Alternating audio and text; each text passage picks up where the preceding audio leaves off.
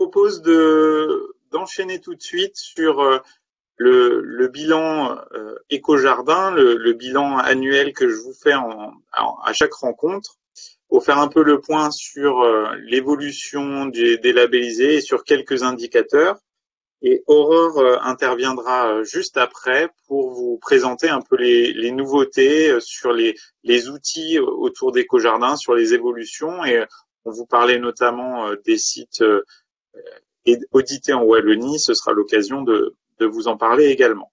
Alors sur l'évolution du label depuis 2012, ça a été dit dans le mot d'ouverture par Bruno et François. Donc on est à 577 sites labellisés.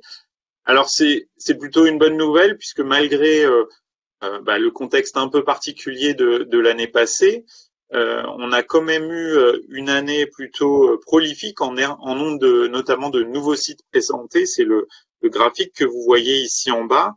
En bleu, vous avez le nombre de nouveaux sites présentés chaque année et en vert, le nombre de sites renouvelés. Vous voyez quand même qu'on a eu 48 nouveaux sites. Il n'y a eu qu'un seul comité de labellisation l'an dernier, au lieu de 2 les années précédentes. Donc malgré tout, une bonne évolution avec, ça a été dit, des sites un peu particuliers. J'y reviendrai à la fin de ce bilan. Des renouvellements aussi toujours aussi nombreux. Alors un peu moins, le taux a un peu baissé puisqu'on a eu forcément contexte particulier. On a eu certains retards dans l'inscription des sites à renouveler, mais on devrait rattraper ça cette année sans problème. Donc voilà un peu la répartition des 577 sites. J'ai mis un peu en avant les gestionnaires qui en avaient plus de 10 sites labellisés. Donc vous retrouvez en premier la ville de Paris avec 124 sites.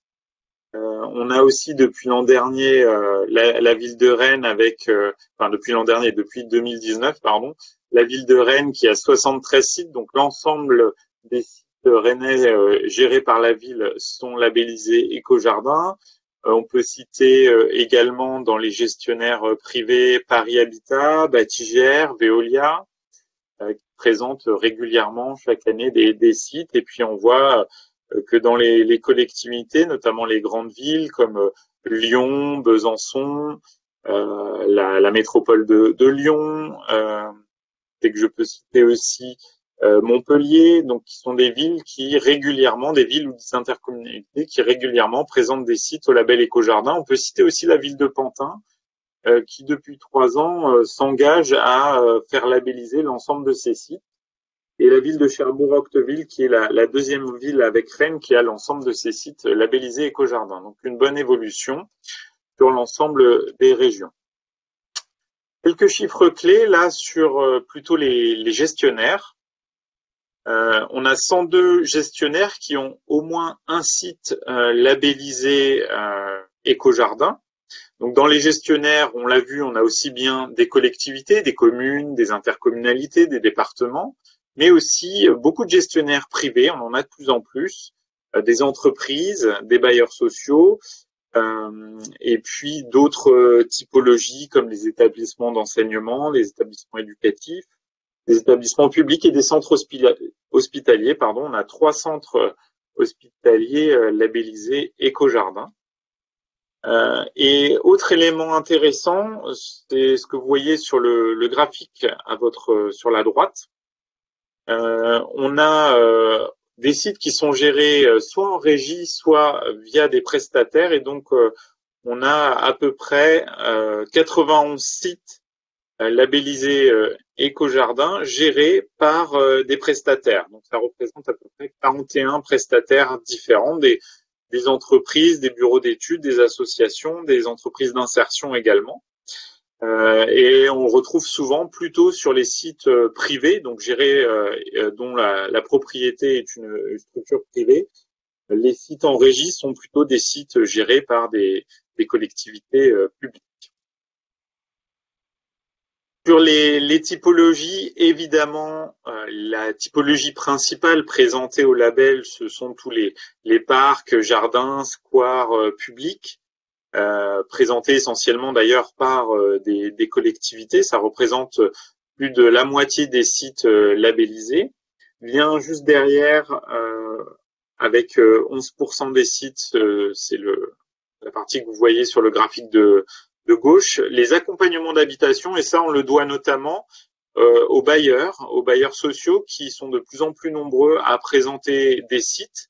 Donc on voit que ça représente une part de plus en plus importante des sites labellisés éco-jardins. Et puis donc les espaces naturels aménagés, hein, qui est une typologie proche des parcs et squares, et puis les établissements éducatifs, socio-éducatifs, qui sont également tous les ans nombreux à présenter leur établissement à la labellisation éco-jardin. Les photos, alors toutes les photos que vous allez voir et que vous voyez depuis le début sont des photos de sites labellisés l'an dernier, en 2020, et là je vous ai fait une petite sélection. Alors, je vais masquer. Donc, vous avez notamment la fameuse plateforme végétalisée du tramway de la métropole du Grand Besançon. Là, on aura une présentation tout à l'heure. Un espace, ici le campus Pléiade, géré par USB Real Estate. Le cimetière du Mont Valérien à Nanterre. Un espace naturel aménagé, le Bois Vouillant de Grenoble-Alpes Métropole. Et puis des parcs, là ici, de Grand Paris Seine-Ouest. Ici, séquence que l'on verra, que l'on va entendre juste après, et puis un établissement scolaire, le groupe scolaire Saint-Exupéry. Voilà, et puis pour terminer, quelques chiffres clés. On a toujours un camping labellisé éco-jardin, d'ailleurs qui devrait pas tarder à entrer dans son année de renouvellement, qui est le camping communal de la ville de Vitré. 21 cimetières. Tous les ans, on a un ou deux cimetières, donc ça augmente, et peut-être qu'avec l'extension de la loi Labbé via l'arrêté qui a été publié récemment le 15 janvier de souvenirs, et donc qui va imposer le zéro phytosanitaire, zéro produit phytosanitaire chimique à l'ensemble des cimetières, et ben ça va donner des envies à de nouvelles communes d'inscrire leur cimetière dans la labellisation éco-jardin, des sites de bailleurs de plus en plus nombreux, mais également, on le verra aussi dans les témoignages tout à l'heure, des jardins familiaux ou partagés. Voilà. On reverra cette diapo tout à l'heure en fin de matinée, mais je voulais vous la mettre. Vous avez ici l'ensemble des sites labellisés éco-jardin, soit pour une première obtention du label, soit pour un renouvellement. Donc, vous avez les 83 sites labellisés ou renouvelés l'an dernier. Et je vais laisser... Alors, je l'ai pas dit, hein, mais vous sentez-vous libre de poser vos questions dans le chat pendant la présentation. On pourra les reprendre juste après notre intervention. On aura un petit temps de questions juste après la présentation d'Aurore, si vous le souhaitez. Et je vais donc laisser la main à Aurore. Je vais arrêter mon partage, Aurore.